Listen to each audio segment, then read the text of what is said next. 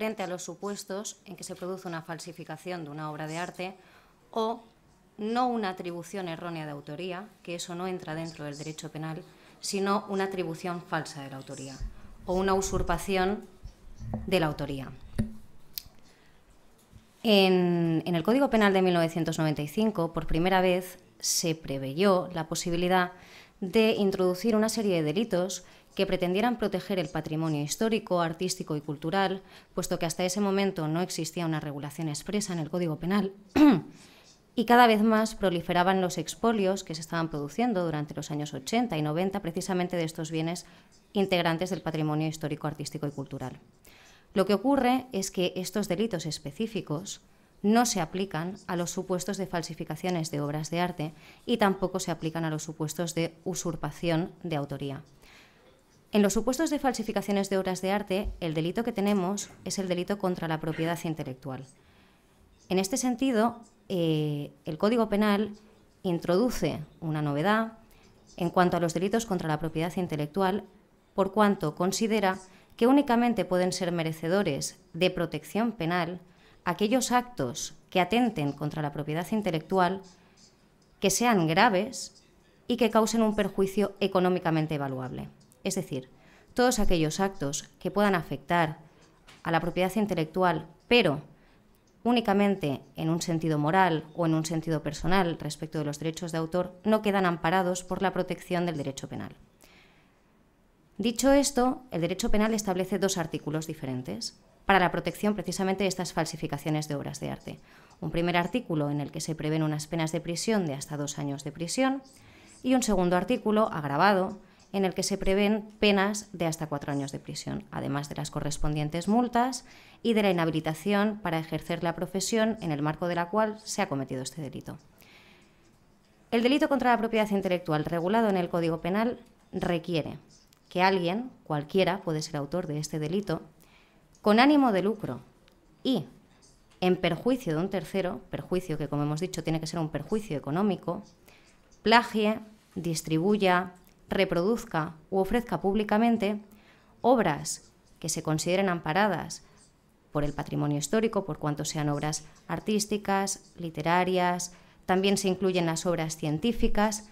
y que además esta reproducción, este plagio, se realicen sin el consentimiento de los titulares del derecho de explotación. ¿Qué problemas nos encontramos en el derecho penal? En primer lugar, como decimos, únicamente quedan reservados al derecho penal aquellas conductas que sean especialmente graves, precisamente porque el derecho penal, dados los principios que le inspiran, en ningún caso podrá entrar en conductas que pudieran resolverse por la vía del derecho civil a través de la ley de propiedad intelectual. El derecho penal, por tanto, opera cuando nos encontramos ante una conducta que se comete con ánimo de lucro, es imprescindible que haya un ánimo de lucro, y que causa un perjuicio económicamente evaluable y que ese perjuicio es un perjuicio importante. Precisamente ello explica que los delitos contra la propiedad intelectual se enmarquen dentro de lo que son los delitos patrimoniales.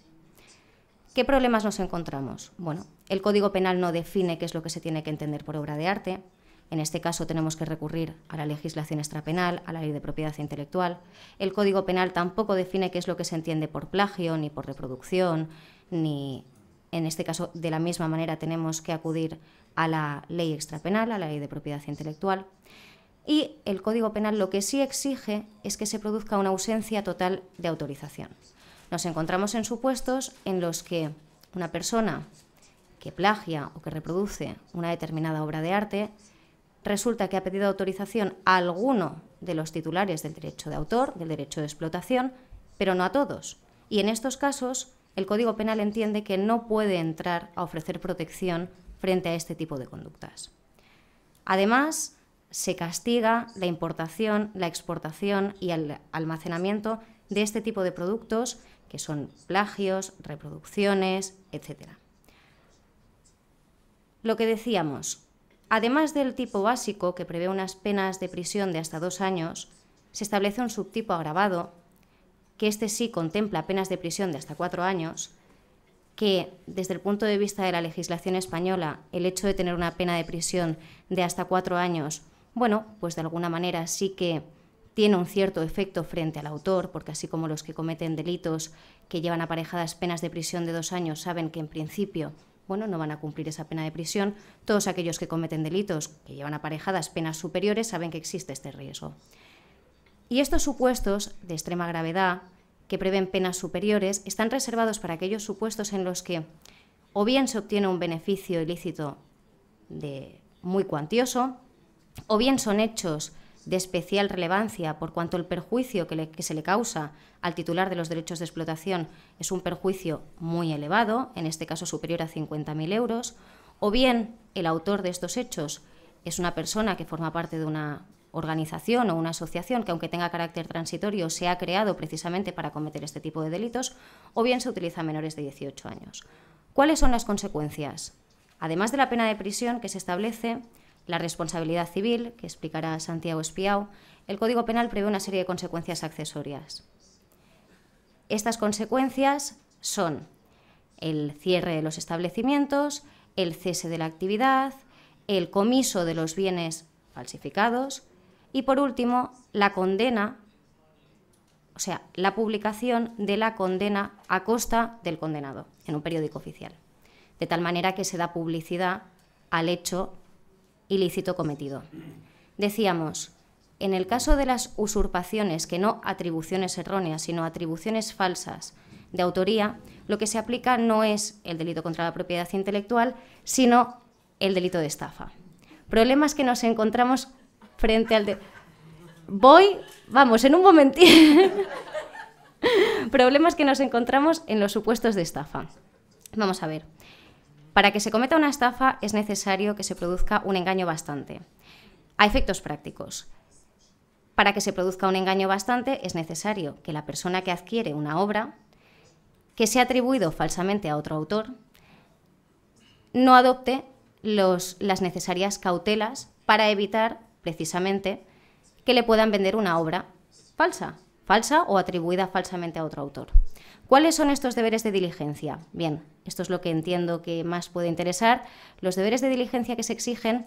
si bien no están establecidos ni legal ni jurisprudencialmente, dependen en gran medida de las circunstancias concretas del caso, pero en cualquier caso sí que es importante tener en cuenta cuál es la capacidad económica del comprador, así como los conocimientos que tiene precisamente el comprador. Si nos encontramos ante un comprador particular, evidentemente los deberes de diligencia que deberá respetar no serán los mismos que los deberes de diligencia que tendrá que contemplar una galería de arte o que tendrá que contemplar una casa de subastas. Tampoco serán los mismos deberes de diligencia los que tendrá que contemplar un propietario particular que lo que pretende es adquirir una obra de un valor menor que el que pretende adquirir una obra de un pintor de reconocido prestigio y que tenga un valor muy elevado. ¿Por qué? Pues bueno, pues porque se entiende que precisamente ese comprador, en la medida en que tiene suficiente capacidad económica, puede acudir a los organismos especializados para que realicen una autentificación de esa obra de arte. En los supuestos en los que se produce una autentificación de una obra y a pesar de ello, posteriormente, se advierte que esa autentificación no era correcta, pueden pasar dos cosas: que se entienda que la autentificación se realizó a sabiendas de que efectivamente no era correcta, lo cual no ocurre habitualmente, pero en ese caso el autor de la autentificación sería autor de un delito de falsedad, o bien que, como ocurre en la mayoría de los casos, la persona que realice la autentificación piense, según su leal saber, que efectivamente aquella obra pertenece a un determinado autor y posteriormente se demuestre que no era así. En este caso no estaríamos frente a un delito de estafa. Sí que es cierto que se protegería a la persona que compra esa obra, pero en cualquier caso se le protegería desde la perspectiva de derecho civil. Ya para finalizar, únicamente anunciar cuál es la tendencia del derecho penal en los últimos tiempos en relación con los delitos de propiedad intelectual fundamentalmente. En los últimos tiempos el derecho penal, en esa vocación de restringir precisamente el ámbito de protección únicamente a aquellos supuestos más graves, está reduciendo o excluyendo aquellas conductas que se considera que o bien no causan un beneficio importante o bien que son conductas que por su gravedad no merecen la especial atención del derecho penal.